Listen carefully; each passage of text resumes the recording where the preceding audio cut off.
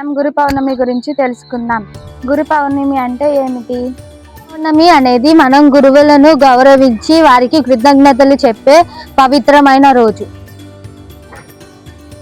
ఈ రోజును గురు పౌర్ణమిగా ఎందుకు జరుపుకుంటారు? ఈ రోజు మహర్షి వేదవ్యాసుల జయంతి సందర్భంగా గురు పౌర్ణమి జరుపుకుంటారు. ఆయన వేదాలను విభజించి మహాభారతాన్ని రచించిన గొప్ప ఋషి. అందుకే ఆయనను ఆది గురువుగా భావిస్తారు.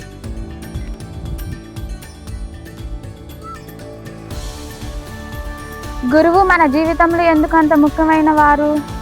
తల్లిదండ్రులు మనకి జన్మనిస్తారు, కానీ గురువులు మనకి జ్ఞానం, సంస్కారం, మంచి విలువలు నేర్పి మంచి భవిష్యత్తు వైపు నడిపిస్తారు.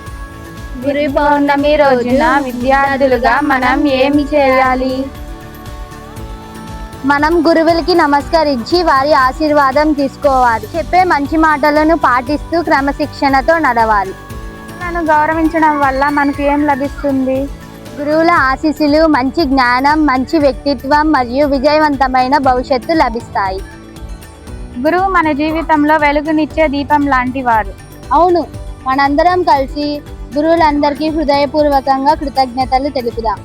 గురుర్బ్రహ్మ గురుర్విష్ణుః గురుర్దేవో మహేశ్వరః గురు సాక్షాత్ పరబ్రహ్మ తస్మై శ్రీ గురవే నమః. అందరికీ గురు పౌర్ణమి శుభాకాంక్షలు.